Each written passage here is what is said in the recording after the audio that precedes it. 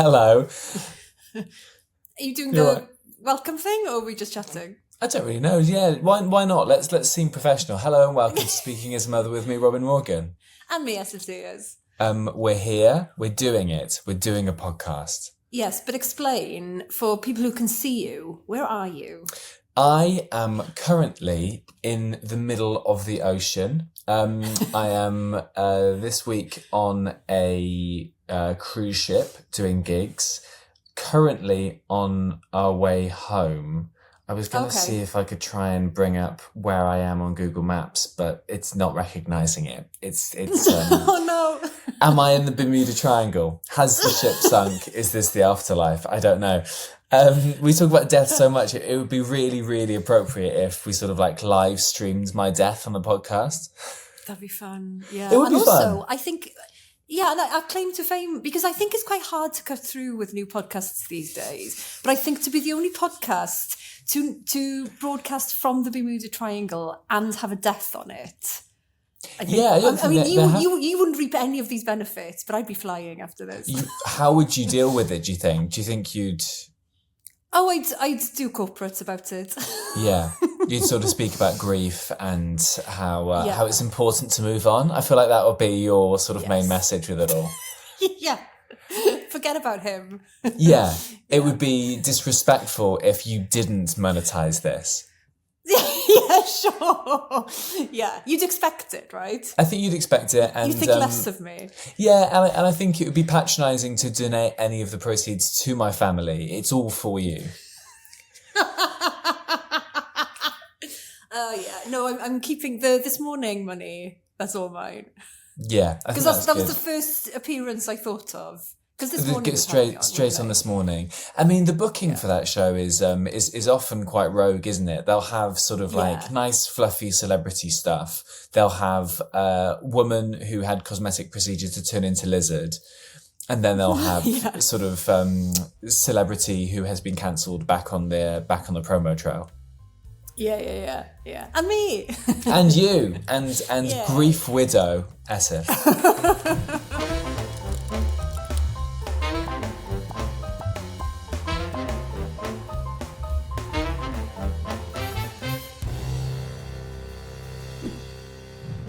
How have the gigs been going? First gigs were last night. I did 3 gigs, 35-minute sets in front of kids and grown-ups. But in a really beautiful theatre, really, really nice. Mm-hmm. It's like this 900-seater theatre, and the gigs went really fun. I mean, you can have nice theatres on land. Yes. Some would say the first nice theatres were on land. I'm not a historian, but I think so. The gigs went well. Sometimes they can be quite tough, but no, I've had a nice time, and today's my last day on. I'm doing like a late night 18+ gig tonight, which is always like a bit of a treat. But I never know like because they don't want me being like blue. They want me, I think, just like to be slightly cheekier. Which is funny because my impression, I've never been on a cruise, but I always thought that cruises were like working men's clubs. I think there probably has been a little bit of a vibe of that, and I think they're trying to maybe change that a little bit by booking cool young hip cats, which is what's on my contract. So where did you go, Bilbao? Started off in Bilbao, then A Coruña on the north coast, and then today is a sea day, which means we're just travelling through the ocean, and we're just kind of just slowly moving, just like that. And the weather's been overcast and like 20 degrees, and I know that where you are currently in your home is like 30, 33, 34? Yeah, I'm manning the barbecue at the school fete on Friday, and it's going to be 33 degrees. So in your vicinity, it will be sort of closer to 40, right? Yes. I'm saying that because of the barbecue. I'm not sort of doing a sort of like, because you're smoking hot ass. but that also, you know. Sure, it's going to go up to danger. Something for the dads, right? Well, something for the dads, absolutely. A bit of ankle. I imagine it's just an ankle, right? You wouldn't do anything more. No, but I am already considering what I'm going to be wearing because it's going to be hot. Talk me through the options. Bikini? Yeah, sure. Bikini, thong. Bikini thong, and then on rotation with whoever the other mum who's doing it, we'll do it on rotation, and then someone can hose the other one down. Oh, that's fun. And then you could have like a paddling pool full of oil or something. That could be happening as well. Because you're raising money for the school. Yeah. And then we can wash the teachers' cars with soapy sponges. Sure. And great. We're gonna make Uptown Girl will be playing. It'll be great. That roof will get fixed. Oh my God. Yeah. But have you had? Sorry. No, please continue. No, but we nearly didn't record this because 2 minutes before I was due to join the call, I had to message you to say I'd lost my dog. You've lost your dog, and this is the new dog. Oh my God, the new dog. So I gave myself the morning off. I have stuff to do, but I thought, no, I need some time off. So I took the dog for like a 90-minute walk, right? She came back, we were exhausted. I went to have a shower, and I just left her in the kitchen in the garden. Came downstairs, couldn't see her anywhere, and then looked towards my neighbour's fence, and there was a hole in it. That the dog had made? Ripped. Yes. No! Yes. So anyway, my neighbour, luckily, has just recently retired, and she was sunbathing in her garden. So Thong? I was like... Maybe. I didn't notice. I was panicking too much. She could have been completely naked for all I know. So I called over to her, which I found I hesitated a bit before doing because I never know what the etiquette is. When someone's in their own private garden and they're sunbathing, it feels like you're encroaching. Oh, yeah. Do you know what I mean? Because she wasn't close to the fence either. She was way the other side of her garden. So I had to shout. Anyway, so we had this whole big thing. She had to get dressed. Yeah. And then I had to run up because I live in a really weird place where there's like 7 houses and then it's just fields. So I just ran round like where the other houses are to see if I could see her. Nothing. And then when I came back, my neighbour said that she could hear rustling in the garden the other side. And I whistled because I'm a whistler. And she came so the hole where the hole was. Yeah. She hadn't escaped through there. She'd gone to the other garden, the other side somehow, and I don't know how. And luckily, I have a key for next door because I stopped some flooding from happening there a couple of weeks ago. And my neighbour said, "Oh, you should probably have a key." So luckily, she gave me a key because I could then go to her garden to get the dog. Anyway, it's a whole big dog thing. Now, though, go on. No, I mean, it sounds like, if you're not unsure of how the dog's got there, it sounds like the dog's got a fucking key as well, Esyllt, if it's getting in like across 2 gardens. It's almost as if she made the hole in the fence as a decoy to trick me into thinking that she'd gone that way. And then she fucked off the other side. So anyway, so now I'm going to spend my evening tracing like up and down the fence and the hedges and stuff to find where she got... that's really funny. I don't need this. No, but you'll also look mad while doing it, which is really enjoyable. Like if anyone catches you, and it's like when you see like a man just like tapping walls to see like what it's kicking the tires, isn't it? Yeah. What's going to happen is because there's a massive field behind my garden. And the farmer's been coming in to cut the grass in there, and they need to come in and bagel it up soon. And I know what's going to happen is I'm going to be on all fours trying to see if my head will fit through different bits of the hedge and the fence. And these hot young farmers are going to turn up on their tractors and see me. That's what's going to happen. Well, I think that's good. I mean, that sounds like that's what you want to happen. That's what's going to happen. I've decided. Yeah, I don't even have a dog. Yeah. A plaid shirt sort of tied up like Britney. I am the same character at the school fair and at home in my garden. You know your brand. I think that's very important. I do. So what are you coming home to? Because there's like... what do you mean? Like, because your wife's left you? But by the way, Jen's gone. She's taken the kids. She's found a hole in the fence and she's gone out.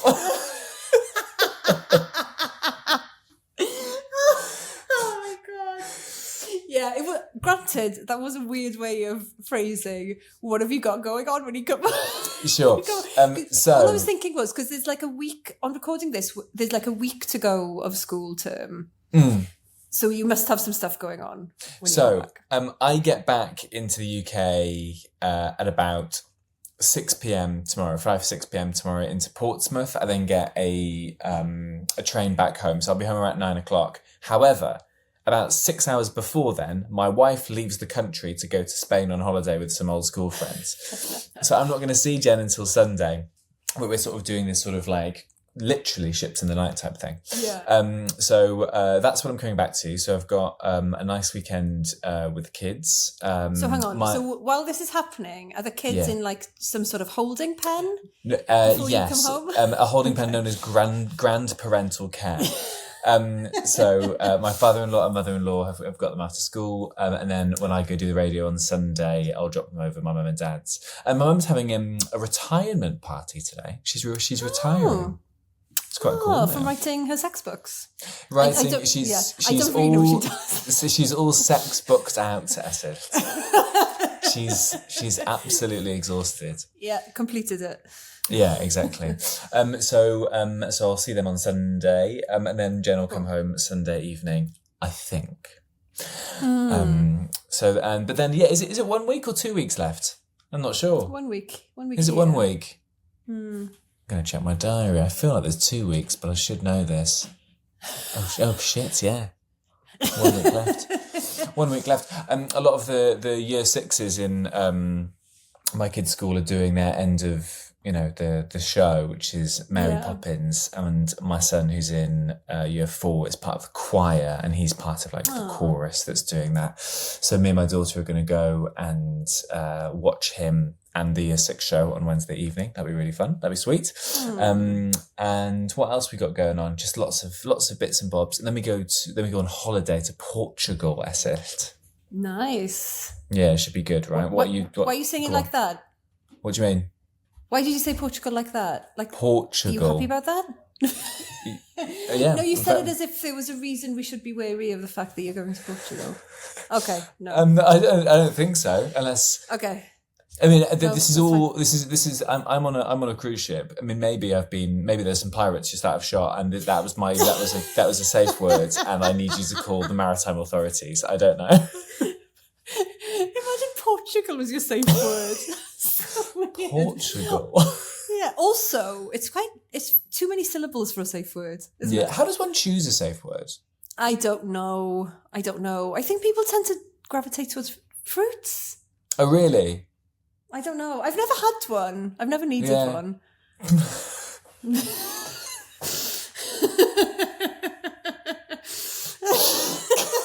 Because in my mind, that is, I will never say stop.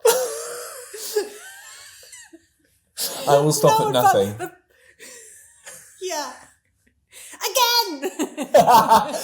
Again is a very funny safe word. Oh, yeah.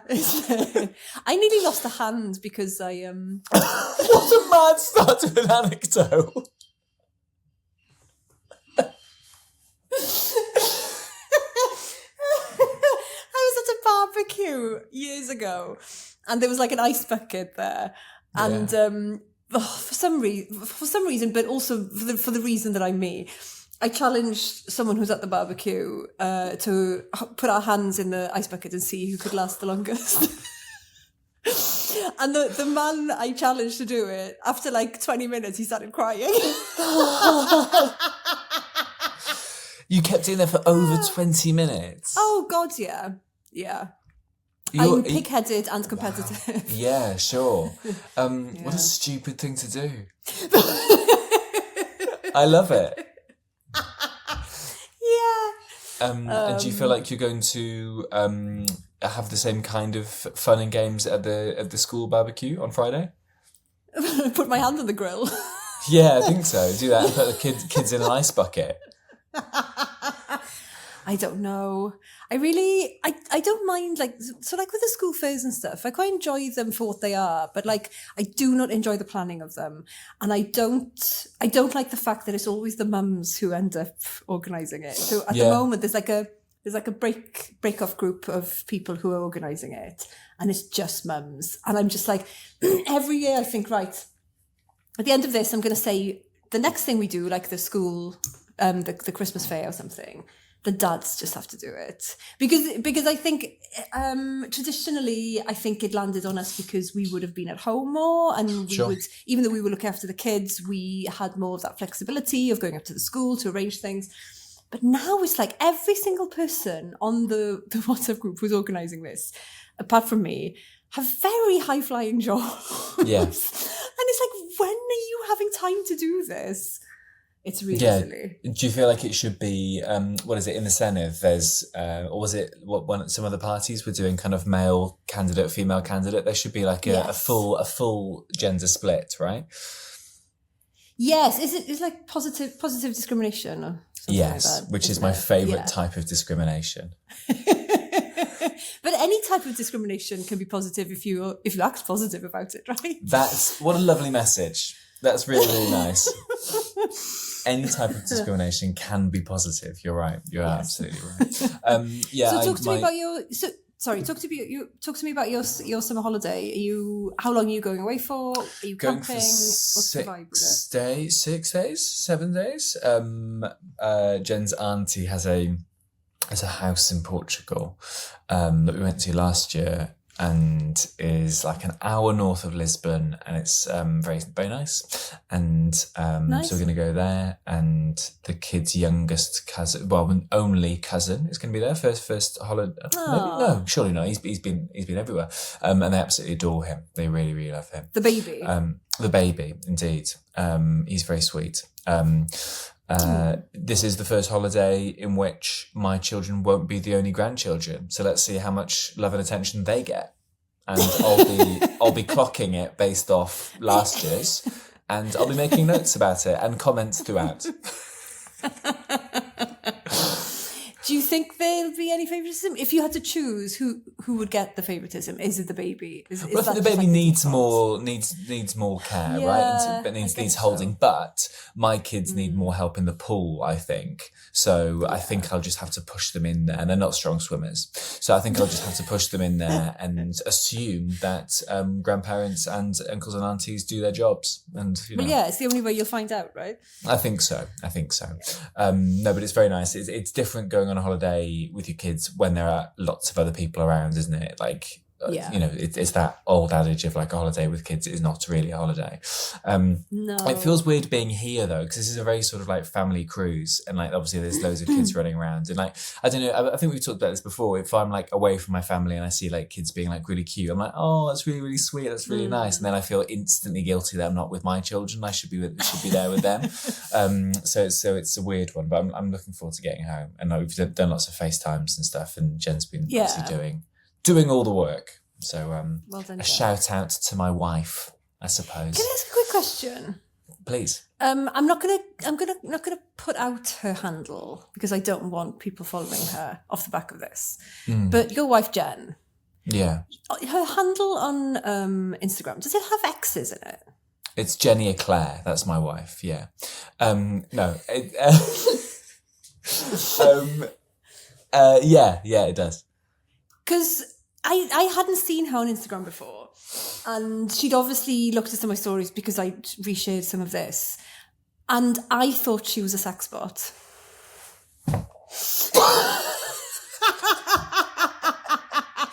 Because there's like 2 X's in there, like one at the beginning and one in the middle, and I thought it was like a sex bot, and I clicked on it to block her, but then I saw that it was like...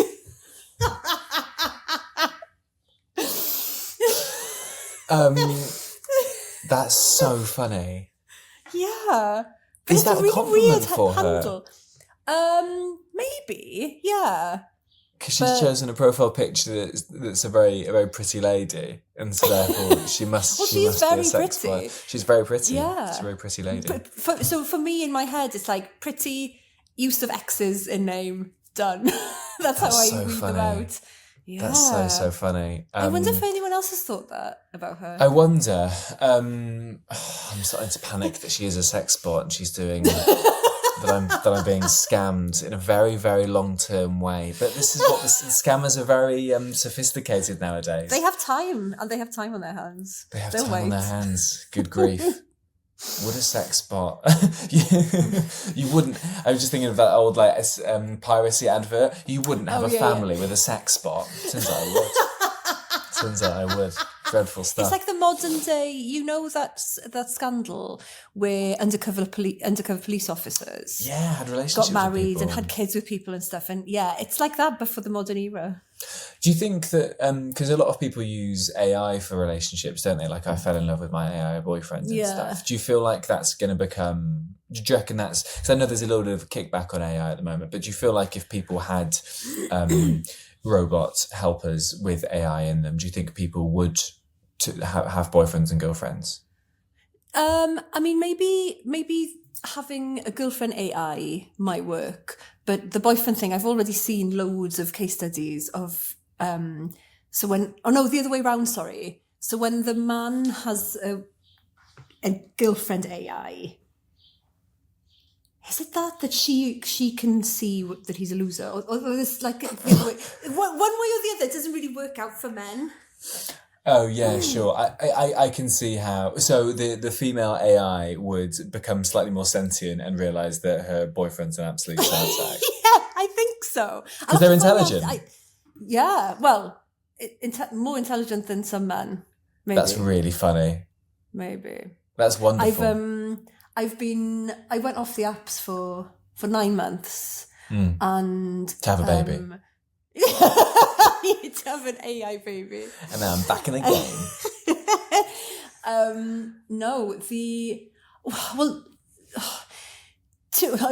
Two people I know have had success on Hinge. One of them is Mamdani. I don't know him, but I feel like I know him. But he met his wife. So, sorry, anyone who doesn't know Mamdani, he's the mayor of New York. Yeah. He met his wife on Hinge. I didn't know that. That's cool. Yeah. And he talks about it in a really positive way. And she's amazing. And then, but then a friend of mine has also recently had success on it. So I was like, oh, what? So I went back on it. And after 3 days, I wanted to walk into the sea. Well, you'll never be mayor of New York with that attitude, Esyllt. No. Are they close to the sea in New York? Yeah, they're right on they got the Jersey River and they're right on the East Coast, aren't they? Yeah. I feel like that's very, very good branding from Hinge. Man, they must have been very happy with that. Because he talks about it a lot. I've seen a few interviews where he mentions it. Because people ask about his wife. He says he's very sort of clean cut, but he's in the pocket of big Hinge. I've thought it for years. This socialist mayor. Why was it so bad these last 3 days then? Do you know what I've realised? And I might do a video about this. I think men on dating apps, everything they put on there, like photos and their hobbies and stuff like this, everything they put on there, I think, is to impress other men.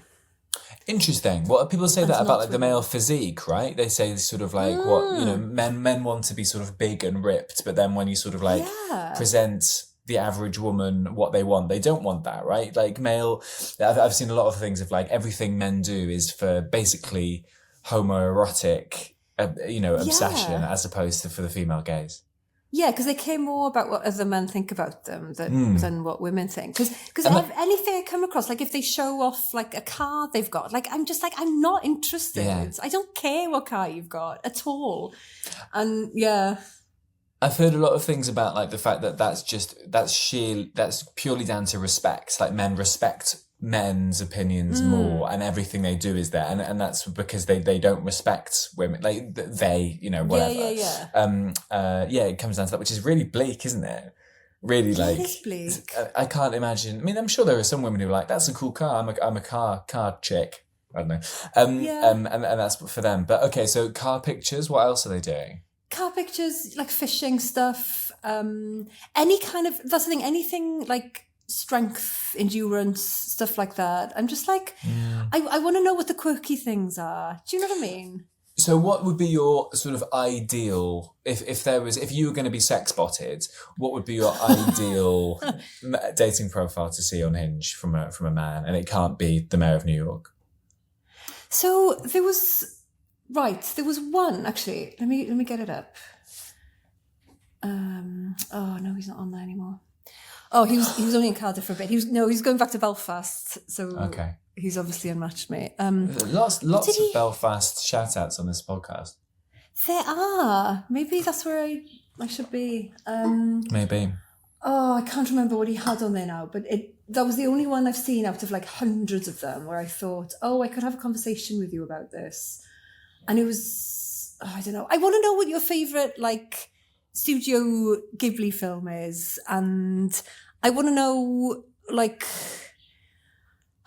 I want to know what you're obsessive about eating, like, because sometimes I'll go through stages where I fixate on one thing that I want to eat. So like if it's sun-dried tomatoes, I'll have sun-dried tomatoes with everything for like a month, and then suddenly I'm done with it, and then I'll move on, like stuff like that. Yeah, sure. But if you sort of if you saw somebody, I mean, those are both quite good examples. But if you saw someone who was like, "This is what book I'm reading at the moment," would you go like, "What a performative asshole"? Yes, I guess it depends how they talk about it. Because if they said something interesting about it, rather than just be like, "Oh, this is a book," blah, blah, blah, just say something witty about it. Or I don't know anymore, Robin. It's a weird one, isn't it? Because yeah, I mean, there are ways you want someone funny because you're funny, right? Yeah, well, yeah, maybe. Because I'm not the funniest, but I do think that working in comedy has ruined it. Right, for me. Yeah, sure, because you're surrounded by creative, funny people. Yeah, and people are funny all the time, and and will also notice really obscure things that are funny rather than the obvious stuff. And so chat is really hard when you're working in this industry with people with civilians, as I like civilians, sure. But would that suggest that you therefore need to date within the industry, or is that an absolute no-no for you? Oh, but that's the other thing then. No, because I've been told not to. So, and also I just don't think from hearing about other people's relationships when they have dated people within comedy, like I don't know how it works. Like I look at some people where it does work and I don't understand. So like Ellis and Izzy, for example, they're such an amazing couple together, but I don't know how that works because I've heard from other people how it can get quite competitive and, you know, when one person's doing well and the other one isn't. And it's that kind of industry, isn't it? Where it's like constant up and downs. It's more like the chat and I get, so when people find out that I work in comedy, they either try and match it, which is annoying, or they panic. And it puts a lot of pressure on them for the chat, but also then puts a lot of pressure on me for the chat. Because if I'm not funny all the time, I want to just have normal conversations. But also, you know, I said before how some people have said that seem quite cold and distant on messages and stuff. I think sometimes it's because my humour is quite dry sometimes and I'm quite direct. If you're not in that world, I don't think you'd necessarily tap into it that quickly. Or this is what she's doing. They'd just be offended. Sure. Yeah, I mean, anything kind of like, you know, you lose any sort of subtlety online, right?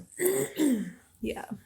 Which is why in real life is the way to go. And I think you're doing it the right way by sort of posing for farmers in your property. Thank you. I think that's the best way to do it. And for, you know, flaunting yourself at a school barbecue. Okay, I will take photos of both events. Sure. I'm calling the farmers coming round as an event now. It is an event. But they have to come round because if they don't come round now, it'll start raining again next week, and then it'll be damaged. Game over. They need to bale that hay. And yeah, I mean, there's been lots of lovely chat today. I feel like you've been at sea for a week on your own. You've got the brain of somebody who's currently in the middle of the ocean. Oh my god, yeah. Well, I'm glad your voyage has gone well, and that I haven't got home yet. This could be the last known the rantings of Robin Morgan. Okay, what would you like to be your final words? In case give You the know BBC what? something to work with for their obituary reel. Yeah, okay. So this is your BBC. There you go, perfect. Okay.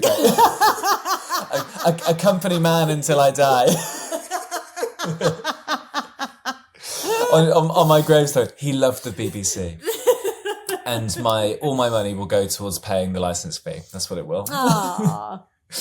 What would you choose for my epitaph if you could, if you, because you could say to my wife, if it went down now, you could say, well, he wanted this, and you could make up anything. Oh, it's a very good question. I don't want your kids. I don't have to look after your kids. That was not part of the agreement. No, because she's still alive, right? Yeah. What would you want? I don't know. I don't think I'd want a joke. I don't think I'd want like I told you I was ill, one of those kind of things. Oh, okay. I mean, he had a wife. He had a wife. Who then remarried. She will instantly. What do you feel about we talk about death. Me and Jen were talking about this the other day. She's like, you talk about death so much on the podcast. I was like, we do, we really do. What do you think about family plots in graveyards? I sometimes think it's a little bit weird when that's be buried next to people. Yeah, a little bit. I guess, because if you're with someone, I guess logistically though, it makes it easier for the family that's left behind because you're consolidating it all into one place. You don't have to visit more than one. That's plot. True. From pure, that's very sensible dad chat. By the way, is it your dog that you found that's currently eating out of a saucer or a bowl? Yes, can you hear it? I can hear it. I wanted to flag it because for audio listeners, it just sounds like you're having a bowl of cereal mid-podcast, which would be such a flex. It would be so good. Yeah, after half an hour of recording, I suddenly think, I'm hungry now. Crunching away on some shredded wheat. Yeah. Nice. Well, she's eating food she doesn't deserve. That's sure. Doing. No, she's knackered. She's been on a 90-minute walk and she's escaped from you because she hates you. Right. Thank you for spending your time with me. I appreciate it. Well, no, thank you for patching in from the ocean. The ocean. This is it. Right. See you next week in real life. Yeah, I've been Esyllt Sears. I've been Robin Morgan.